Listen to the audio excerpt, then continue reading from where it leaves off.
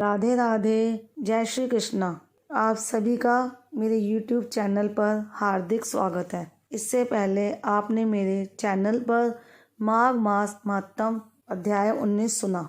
माघ माह महात्म अध्याय 20। गंगा स्नान का फल, साथ ही जाने कैसे आसानी से अपने कर्मों से मुक्ति पाई जा सकती है। कल हम माघ माह महात्म के 19वें अध्याय में बंदर और सारस का प्रसंग सुन रहे थे, जिसमें सारस ने बंदर को उसके पिछले जन्म का वृत्तांत सुनाया था। अब आगे सारस से अपने पिछले जन्म का वृत्तांत सुनकर बंदर बोला कि अब तुम्हें मुझे अपने पिछले जन्म का वृत्तांत सुनाओ और बताओ तुम मेरे पुरोहित थे, फिर सारस क्यों हुए। ये सुनकर सारस कहने लगा कि मेरी दुर्गति का कारण भी सुनो। एक समय राजा होकर तुमने नर्मदा नदी के किनारे पर सूर्य ग्रहण के समय बहुत से ब्राह्मणों के निमित्त 100 ढेर अन्न के दान किए थे। मैंने पुरोहिताई के मद से थोड़ा सा ब्राह्मणों को दिया और बाकी सब मैं आप हर ले गया। इन ब्राह्मणों के द्रव्य का अपहरण करने के पाप से मैं पहले कालसूत्र नरक में और फिर रक्त करदूम नरक में, जहाँ पर बड़े बड़े कीड़े थे और रक्त तथा पीप से भरा हुआ नाभि तक नीचे सिर और ऊपर पैर किए हुए पीप चाटता हुआ उस दुर्गंधी वाले नरक में कीड़ों आदि से काटा जाता रहा। वहाँ मैं 3000 वर्ष तक उस यातना को भोगता रहा। मैं उस नरक के दुख का वर्णन नहीं कर सकता। फिर नरक की यातना से मुक्त होकर यह सारस का जन्म पाया, क्योंकि पूर्व जन्म में अपनी बहन के घर से कांसे का बर्तन चुराया था। इसको मैंने एक जुआरी को दिया, इसी से मैं सारस योनि में आया। यह मेरी स्त्री पिछले जन्म में ब्राह्मणी थी, इसने भी कांसे की चोरी की थी, इसी से यह मेरी स्त्री और सारसी हुई। यह सब मैंने तुमसे कर्म फल कहा। अब भविष्य की बात भी सुनो। अब मैं, तुम और यह मेरी स्त्री भी हंस होंगे और कामरूप देश में सुख से निवास करेंगे। फिर इसके पश्चात गौर योनि में और फिर जाकर दुर्लभ मनुष्य योनि को प्राप्त होंगे। मनुष्य योनि ही ऐसी है जिसमें पाप और पुण्य दोनों ही करा जा सकता है। इस प्रकार शिव की माया से यह सारा जगत मोह को प्राप्त होता है। ना केवल हम ही, परंतु इस संसार के सभी जीव प्रवृत्ति मार्ग में फंसकर अच्छे और बुरे कर्म करते हैं और उनका फल भोगते हैं। इसीलिए सब प्राणियों को धर्म का सेवन करना चाहिए। देवता, असुर, मनुष्य, व्याघ्र, कीड़े मकोड़े सभी से कंटक रूपी मार्ग नहीं छूटता। केवल वेदांत जानने वाले योगी ही इस मार्ग से बच सकते हैं। इसी कारण बड़े बड़े महात्मा भी कर्म फल को टाल नहीं सकते। उपाय से तथा बुद्धि से कोई भी इसको नहीं बदल सकता।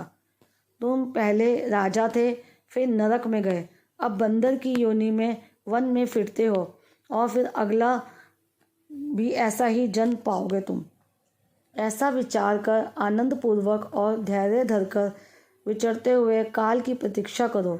तब वानर ने कहा कि पहले जन्म में मैं तुम्हारी पूजा करता था, अब तुम मुझको प्रणाम करते हो। तुम जाति के स्मरण से मेरे पूर्व जन्म के वृत्तांत को जानते हो। आनंद पूर्वक रहो, तुम्हारा कल्याण हो। तुम्हारे वचनों को सुनकर मैं मोह रहित होकर वन में विचरूंगा। इसके बाद वहाँ प्रेत कहने लगा कि हे पथिक, मैंने नदी के तट पर बंदर और सारस का यह संवाद सुना। तब मुझको बोध हुआ और मेरे मोह तथा शोक का नाश हुआ। फिर प्रेत कहने लगा कि हे पथिक, मैं इस समय तुम्हारे पास जो यह गंगा जल है उसे मांगता हूँ, क्योंकि मैंने इसका बहुत कुछ मातम्य सुना है। मैंने इस पर्वत पर गंगा जल का बड़ा अद्भुत आश्चर्य देखा था, इसलिए यह जल मांगता हूँ। मैं प्रेत योनि में अति दुखी हूँ। एक ब्राह्मण अनधिकारी को यज्ञ कराकर ब्रह्म राक्षस हो गया। वह हमारे साथ 8 वर्ष तक रहा। उसके पुत्र ने उसकी अस्थियों को इकट्ठा करके गंगा में कनखल स्थान में गिरवा दिया। उसी समय वह राक्षस योनि त्याग कर सद्गति को प्राप्त हुआ। मैंने प्रत्यक्ष देखा है, इसलिए मैंने तुमसे प्रार्थना की है। मैंने पहले जन्म में तीर्थ स्थानों में बड़े बड़े दान लिए थे और उनका प्रायश्चित नहीं किया था। इसी से मैं 1000 वर्ष तक इस प्रेत योनि, जिसमें अन्न और जल मिलना अति दुर्लभ है, दुख पा रहा हूँ। इस योनि में मुझको हजारों वर्ष बीत गए। इस समय आप जल देकर मेरे प्राणों को, जो कंठ तक आ गए हैं, बचाओ। कुष्ठ आदि रोग से भी मनुष्य प्राणों को त्याग करने की इच्छा नहीं करता। इसके बाद ब्राह्मण देवद्युति कहने लगे कि ऐसे उस प्रेत के वचन सुनकर वह पथिक बड़ा विस्मित हुआ और वह अपने मन में विचारने लगा कि संसार में पाप और पुण्य के फल अवश्य भोगने पड़ते हैं। देव, मानव, मनुष्य, कीड़े मकोड़े भी रोगों से पीड़ित होते हैं। बाल तथा वृद्धों को मरण, अंधा तथा कुबड़ापन, ऐश्वर्य, दरिद्रता, पांडित्य तथा मूर्खता सब कर्मों से ही मिलती है। इस कर्म भूमि में जिन्होंने न्याय से धन इकट्ठा किया वह धन्य है। यह सुनकर प्रेत रूपी केरल ब्राह्मण आंसू गदगद वाणी से बोला, हे पथिक, मैं जानता हूँ कि आप सर्वज्ञ हैं। आप मुझको जीवन का आधार जल इस प्रकार दो जैसे मेघ चातक को देता है। तब पथिक कहने लगा कि हे प्रेत, मेरे माता पिता भृगु क्षेत्र में बैठे हैं। मैं उन्हीं के लिए ये गंगा के संगम का जल लाया हूँ। अब बीच में तुमने ये जल मांग लिया। अब मैं इसी धर्म संदेह में पड़ गया हूँ, परंतु मैं कर्म कांड वस्तु में यज्ञों को इतना नहीं मानता जितना प्राण रक्षा को मानता हूँ। इसलिए मैं तुम्हें जल देकर तृप्त करके माता पिता के लिए फिर जल लाऊंगा। इसके बाद देवद्युति ब्राह्मण कहने लगे कि इस प्रकार उस पथिक ने गंगा यमुना के संगम का जल उस प्रेत को दे दिया। उस प्रेत ने प्रीतिपूर्वक जल को पिया। उसी समय वह प्रेत शरीर को छोड़कर दिव्य देहधारी हो गया। इसके बाद वह पिशाच रूपी राजा चित्र कहने लगा कि मुझे केरल ब्राह्मण वासु की एक कथा ने बड़ा आनंद दिया, जो बिंदु मात्र गंगा जल से वह प्रेत योनि से मुक्त हो गया। इसके बाद देवद्युति उस पिशाच रूपी राजा चित्र को बोले, हे पिशाच, सुनो, मैं समझता हूँ कि ब्रह्मा जी भी इस गंगा जल के गुण का वर्णन नहीं कर सकते, नहीं तो महादेव जी इस गंगा जल को मस्तक पर क्यों धारण करते। इस संसार में जो मनुष्य काया, वाचा और मनसा के पापों से रंग गए हैं, वह गंगा जल के बिना नहीं घुलते। गंगा जल के सेवन से मुक्ति सदा सन्मुख खड़ी रहती है।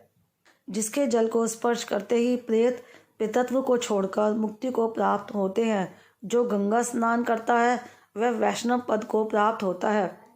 यदि संबंधी लोग गंगा जल से तर्पण करें तो नरक में रहने वाले पितर लोग स्वर्ग में चले जाते हैं और स्वर्ग में रहते हुए ब्रह्मत्व को प्राप्त होते हैं। गंगा जल के समान और कोई मुक्ति का साधन नहीं। ये सब सुनकर पिशाच रूपी राजा चित्र वहाँ से चला गया और जब माघ मास आया तो उसने सुने हुए प्रयाग महात्म्य के अनुसार गंगा यमुना के संगम पर स्नान करके भक्तिपूर्वक नारायण की स्तुति करता हुआ वह गंधर्वों से सेवित उत्तम विमान पर बैठकर इंद्रपुरी को गया।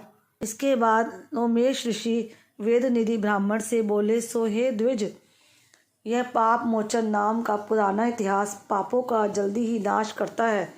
इसमें धर्म का ज्ञान होता है। यह पुण्य, यश तथा कीर्ति को बढ़ाने वाला है, ज्ञान तथा मोक्ष को देने वाला है। तुम्हारा पुत्र और ये सभी गंधर्व कन्याएं सदगति पाने के लिए हमारे साथ प्रयाग चलो।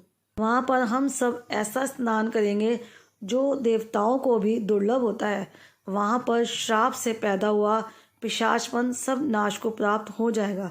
इस प्रकार लोमश ऋषि के मुख से अमृत में मधुर कथा को सुनकर मानो अमृत पीकर सब प्रसन्न हुए और पाप रूपी समुद्र से पार हुए। इसके बाद लोमेश ऋषि के साथ ही सब लोगों ने दक्षिण दिशा को प्रस्थान किया। माघ माह महात्म अध्याय 20 समाप्तम। प्रेम से मन से जाप करते रहो। हरे कृष्णा कृष्णा कृष्णा हरे हरे, हरे राम राम राम हरे हरे।